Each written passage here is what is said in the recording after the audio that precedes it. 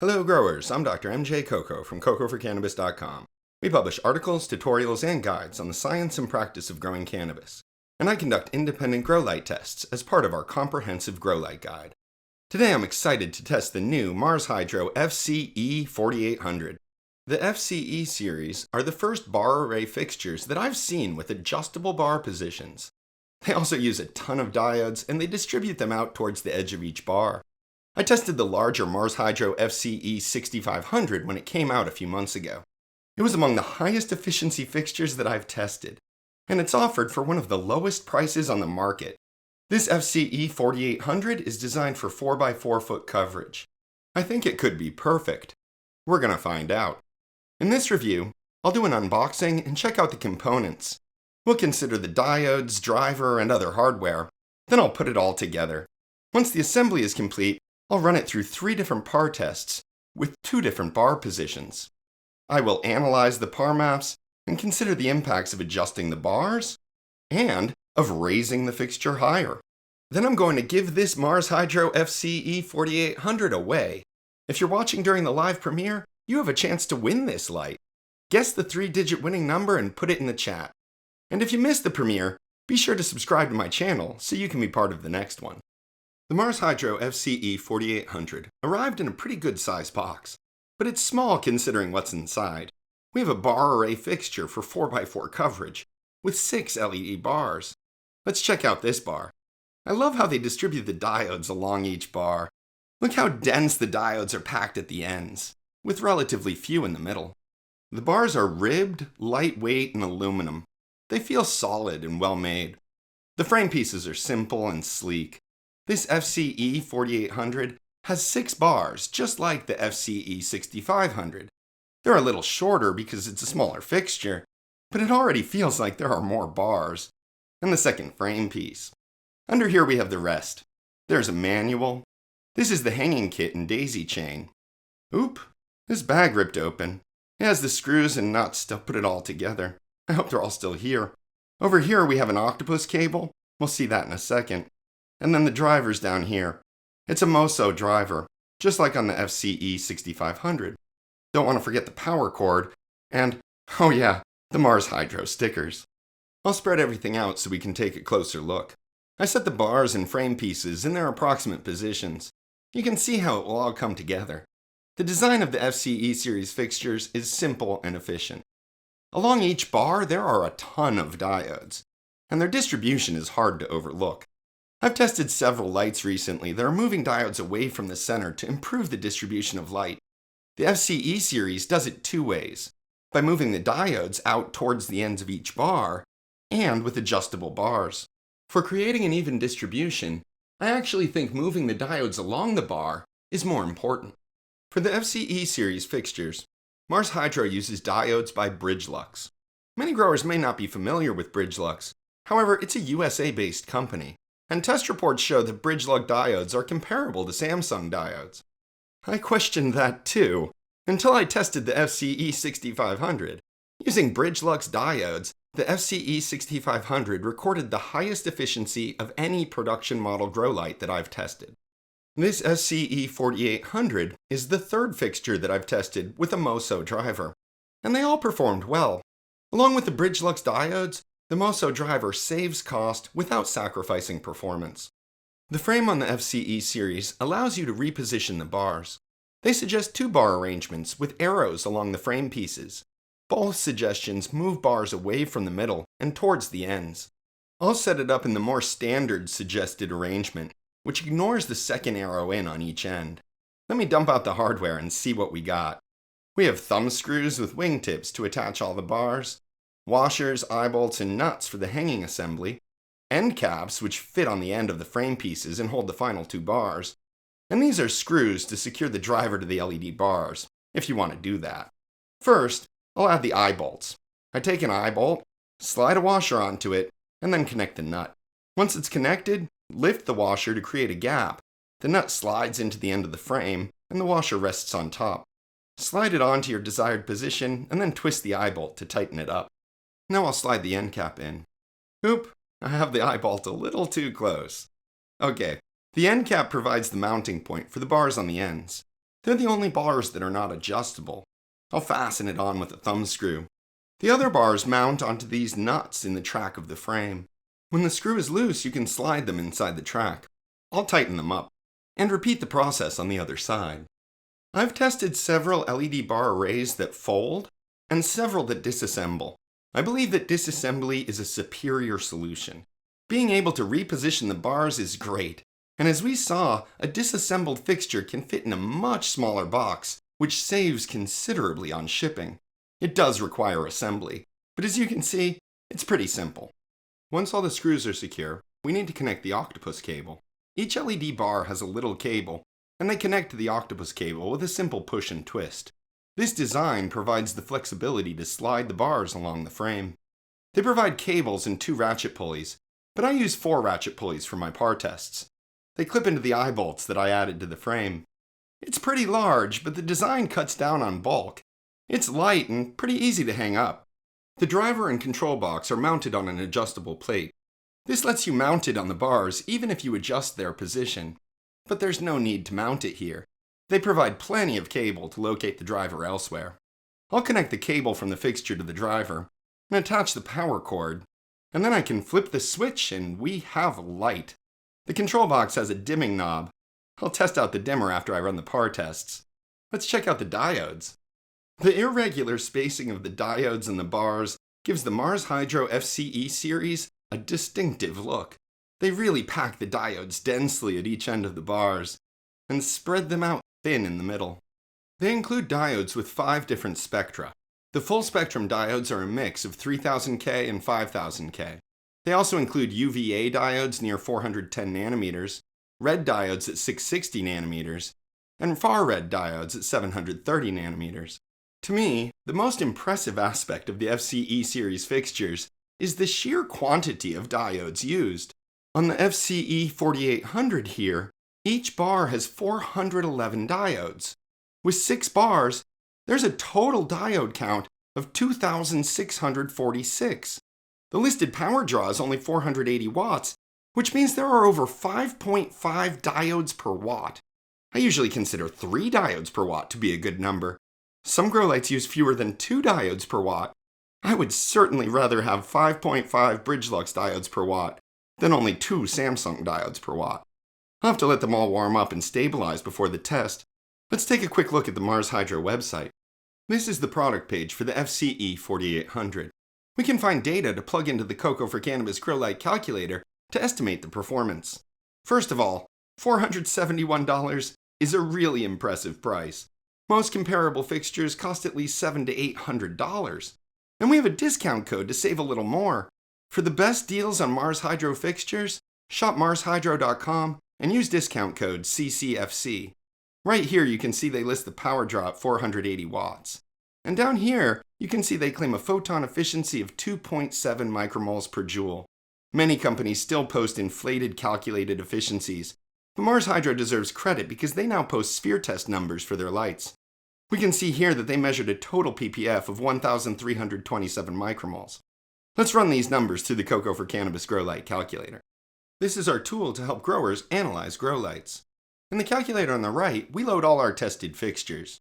I'll pull up the data from my test with the Mars Hydro FC-E4800.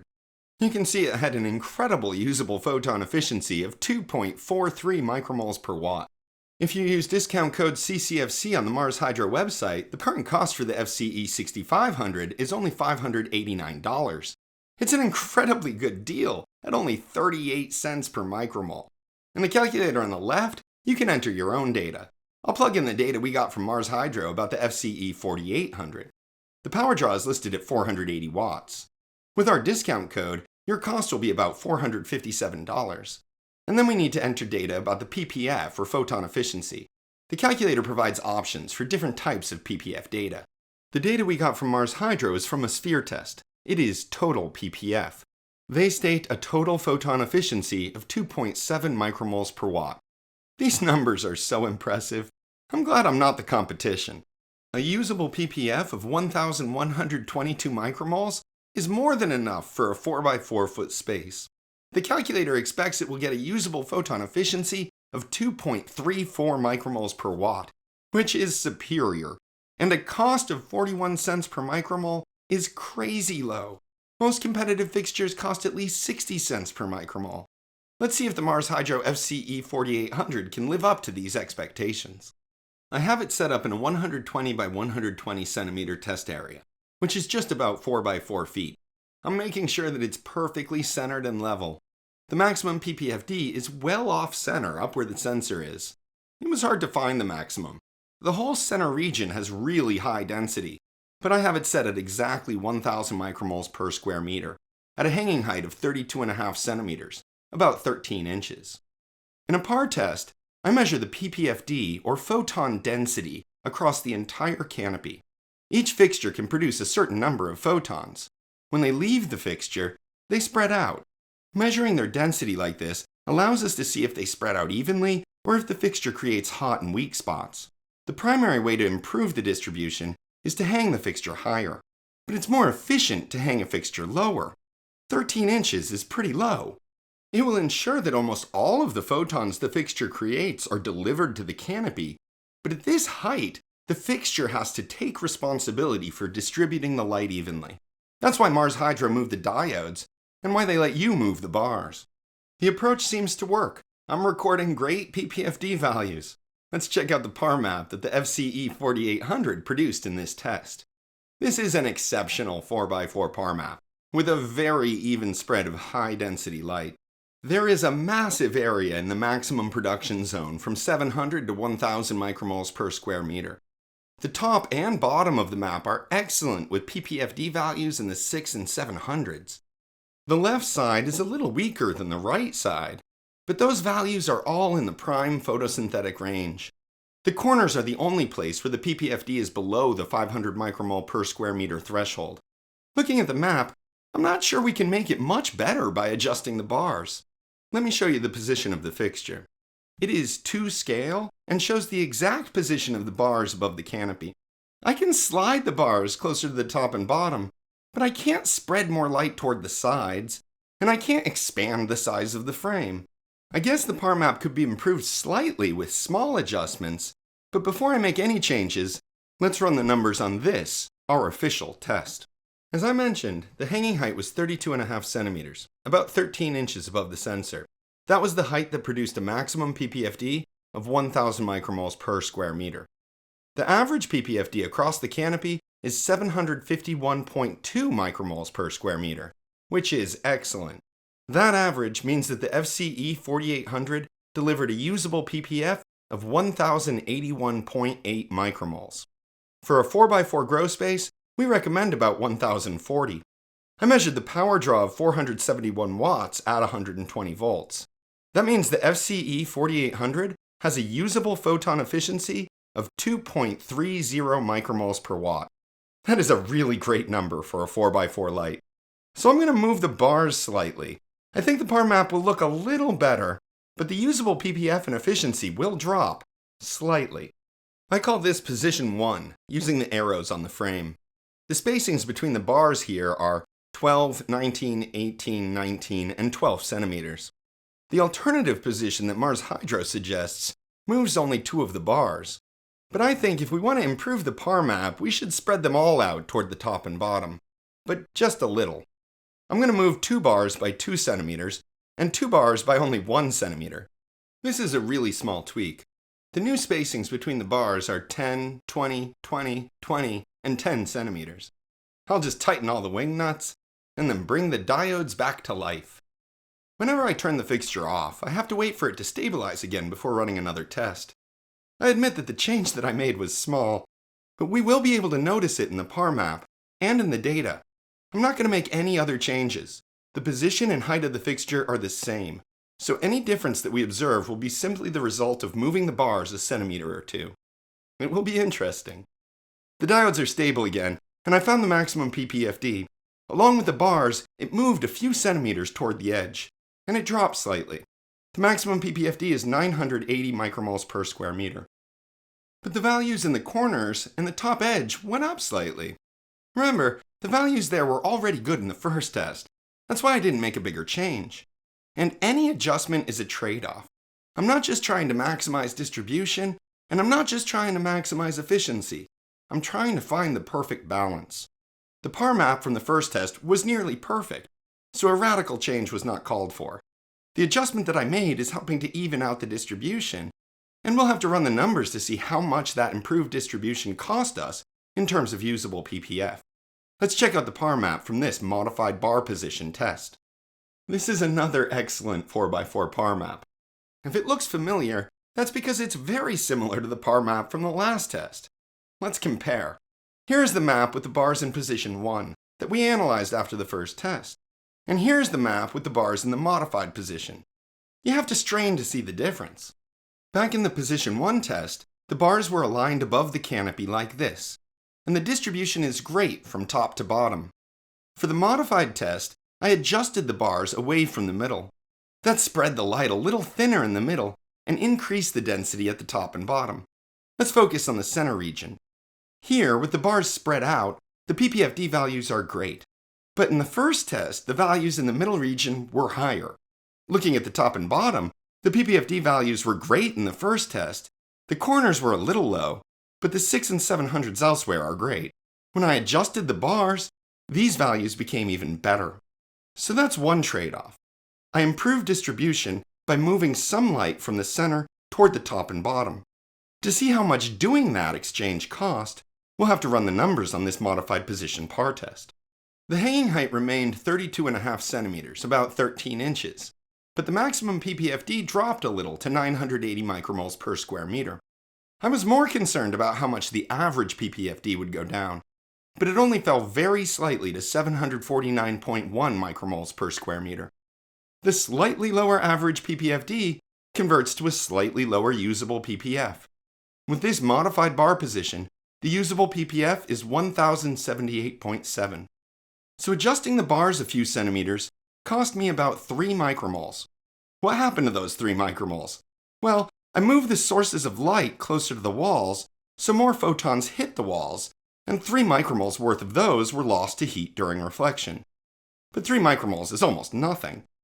The power draw remained 471 watts, so the usable photon efficiency only ticked down to 2.29 micromoles per watt. Thinking about the trade-offs makes me want to run another test.